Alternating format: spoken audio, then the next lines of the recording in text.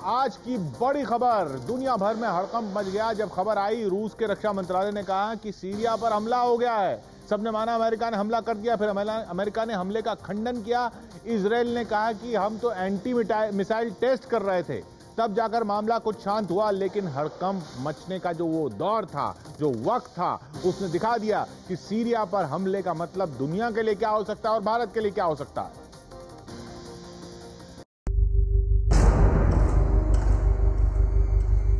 दो मिसाइलों ने मचा दिया कोहराम।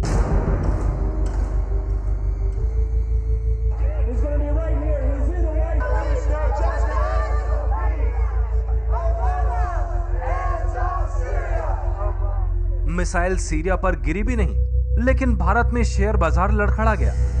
सेंसेक्स 651 अंक नीचे 18,236 पर बंद हुआ। इसमें बड़ा हाथ सीरिया से आने वाली खबरों का भी था। दुनिया में सबसे ज्यादा भारत का शेयर बाजार ही घबराया। विशेषज्ञों को अंदेशा है कि अगर सीरिया में युद्ध छिड़ जाता है तो भारत बड़े खतरे की तरफ बढ़ सकता है। दोनों चीजें जो हो रही है वो खराब हो रही हैं। एंड जहां तक दूसरी मार्केट का सवाल है, यूरोपियन मार्केट इतनी नीचे नहीं आई ये न्यूज पे जितनी कि भारत में। तो वो एक बात निर्देश दे रही है कि हमारी इनहेरेंट वीकनेस काफी है इस मार्केट में और करेंसी में। भारत से करीब 4,000 किलोमीटर दूर है सीरिया। युद्ध में सीधे तौर पर भारत शामिल नहीं है, लेकिन फिर भी भारत पर इतना असर क्यों, ये हम बताएंगे आगे। लेकिन पहले दिखाते हैं सीरिया में हुआ क्या। घबराहट का ये दौर शुरू हुआ रूस के डिफेंस वार्निंग सिस्टम की वजह से। रूस ने दुनिया को जानकारी दी कि उसके रडार ने मेडिटेरियन सी से सीरिया की तरफ जाती 2 मिसाइलों के संकेतों को पकड़ा है। सीरिया के खिलाफ अमेरिका ने मोर्चा खोला हुआ है। युद्ध के आसार बने हुए हैं। ऐसे में 2 मिसाइलों की खबर से दुनिया को ऐसा लगा जैसे हमला हो गया, लेकिन फिर कुछ घंटे बाद साफ हुआ कि सीरिया पर हमला नहीं था। 2 मिसाइल अमेरिका नहीं फायर करेगा। अमेरिका के 5 क्रूजर्स वहां ऑलरेडी हैं। वो बहुत सारी मिसाइल एक के बाद एक दागता, और उन्होंने सब टारगेट्स ऑलरेडी अपने रेंज में लिए हुए हैं, और उनकी नेवी इस पोजीशन में है कि धड़ाधड़ एक के बाद एक मिसाइल वहां चलती। इसके बाद इजराइल ने साफ किया कि उसने और अमेरिका ने साझा मिसाइल टेस्ट किया था। ये टेस्ट सीरिया के शासक बशर असद को अपनी ताकत दिखाने के लिए था। इजराइल ने साफ किया है कि उसने सुबह 9:15 बजे स्पैरो मिसाइल दागे थी, जो कामयाबी से अपने लक्ष्य तक पहुंच गई। यानी भारतीय समय के मुताबिक सुबह 11:15 बजे मिसाइल दागी गई। सीरिया ने भी किसी हमले से इनकार किया है। अमेरिकी युद्धपोत इन दिनों सीरिया के किनारे के समुद्र मेडिटेरियन सी में तैनात हो चुके हैं। अमेरिका का आरोप है कि सीरिया सरकार ने रासायनिक हमले में सरीन गैस का इस्तेमाल किया है। इस रासायनिक हमले में 1400 सीरियाई नागरिकों की मौत हो गई। वहीं सीरिया इन आरोपों का खंडन कर रहा है। सीरिया धमकी दे रहा है कि अमेरिका ने हमला किया तो इलाके में क्षेत्रीय युद्ध के हालात बन सकते हैं। अगर सीरिया में अभी तो कुछ मिसाइल दागी गई हैं, अब देखना होगा कि क्या और मिसाइल दागी जाती हैं, देखना होगा कि रूस की प्रतिक्रिया क्या होती है, देखना होगा इजराइल की प्रतिक्रिया क्या होती है, देखना होगा ईरान का रवैया क्या होता है। और अगर जो है यहाँ का जो तनाव है वो एक युद्ध में परिवर्तित हो जाता है और पूरा उसमें मिडिल ईस्ट का इलाका जो है वो उसकी युद्ध की चपेट में आ जाए, उसके परिणाम तो हमारी अर्थव्यवस्था के लिए बहुत ही खराब होंगे। अगर ये एक लिमिटेड सर्जिकल मिसाइल ऑपरेशन रहता है तब भी कीमतें तो तेल के ऊपर जाएंगी। लेकिन इन हालात में पिस रहे हैं सीरिया के लोग। मार्च 2011 से सीरिया में जारी संघर्ष में वहां अब तक 1 लाख से भी ज्यादा लोगों की मौत हो चुकी है। संयुक्त राष्ट्र संघ ने कहा है कि सीरिया में चल रहे संघर्ष के कारण अब तक तकरीबन 1/3 सीरियाई लोग सीरिया छोड़ चुके हैं। 20 लाख लोगों को घर बार छोड़कर शरणार्थी बनना पड़ा है। असल में अगर हमला हो गया तो क्या होगा? अभी जब ये हमले की खबर ही आई, इस आशंका से ही इतना बड़ा हड़कंप मच गया था।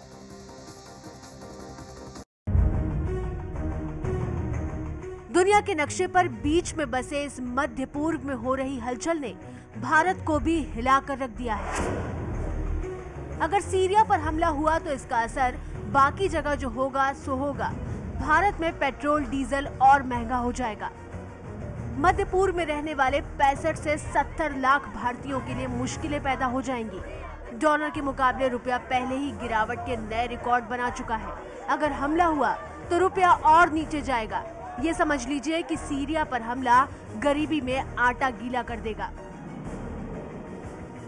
ये जो सिनारियो है वो एस्केलेट होता है वॉर का, तो पूरी दुनिया पे उसकी असर पड़ती है, लेकिन भारत पे ज्यादा गंभीर रूप से होगी, क्योंकि एज इट इज भारत की इकोनॉमी एक दौर से, ऐसे दौर से गुजर रही थी कि जो कि नाजुक दौर जिसे हम मानते हैं।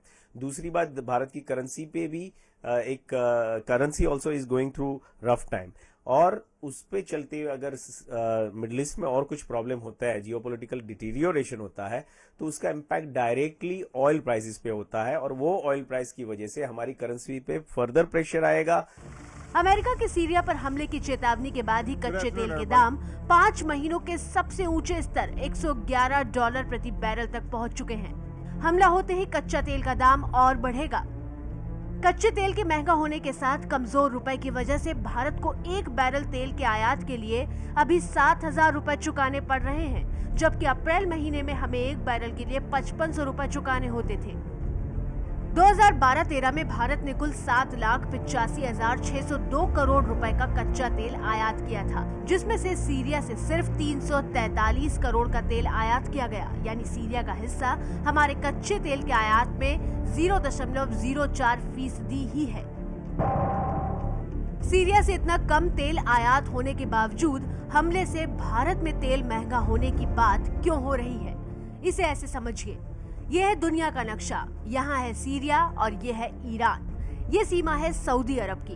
भारत जो तेल आयात करता है वो सऊदी अरब और ईरान की समुद्री सीमा से लगे इसी रास्ते से होकर आता है। सीरिया पर अगर हमला होता है तो जाहिर तौर पर सीरिया से सटे देशों की सप्लाई को भी बाधित करेगा। ये रुकावट स्ट्रेट ऑफ हार्मुज तक भी पहुंचेगी। सीरिया का सहयोगी देश ईरान स्ट्रेट ऑफ हार्मुज तक का रास्ता रोक सकता है। स्ट्रेट ऑफ हार्मुज समंदर का अकेला ऐसा रास्ता है जो तेल के व्यापार करने वाले मिडिल ईस्ट के तमाम देशों को एशिया के बाकी देशों के साथ जोड़ता है। दुनिया भर में कच्चे तेल की कुल खपत का 18% तेल इसी रास्ते से होकर गुजरता है। सीरिया, ये युद्ध या यह जो तनाव है खाली सीरिया का मसला नहीं है। सीरिया, जहां तक तेल की बात है, हमारे वहां पे तेल के कुएं हैं, ONGC विदेश के वहां पे तेल के कुएं हैं, लेकिन वहां पे फिलहाल कोई उत्पादन नहीं हो रहा।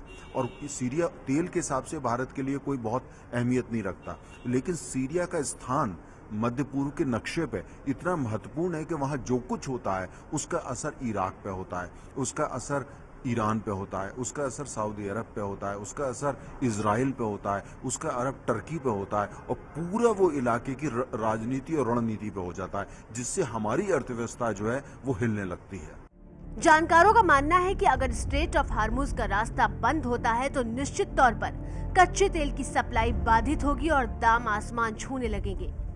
कच्चे तेल के $111 प्रति बैरल के दाम ने ही देश की कमर तोड़ रखी है, जबकि सीरिया पर हमले के बाद अंतर्राष्ट्रीय बाजार में कच्चे तेल की कीमत $150 प्रति बैरल तक पहुंचने की आशंका जताई जा रही है। अगर ऐसा हुआ तो भारत को 1 बैरल कच्चा तेल आयात करने के लिए करीब 10,000 रुपए चुकाने होंगे। तेल की कीमतें ऊपर जाती हैं, अगर $1 पर बैरल तेल की कीमत ऊपर जाती है, हमारे ऊपर उसका 8,000 करोड़ रुपए का इम्पैक्ट होता है, चोट लगती है हमको। अगर तेल की कीमत जो है वो मान लिया $135 हो जाती है, आज इसका मतलब हुआ लगभग $1,820 प्रति बैरल बढ़ जाएगी। तो आप अंदाज लगाए $1 से अगर हम 8,000 करोड़ का फर्क पड़ता है तो $20 से कितना हमारे ऊपर फर्क पड़ेगा। पहले ही भारत की अर्थव्यवस्था का हाल बुरा है।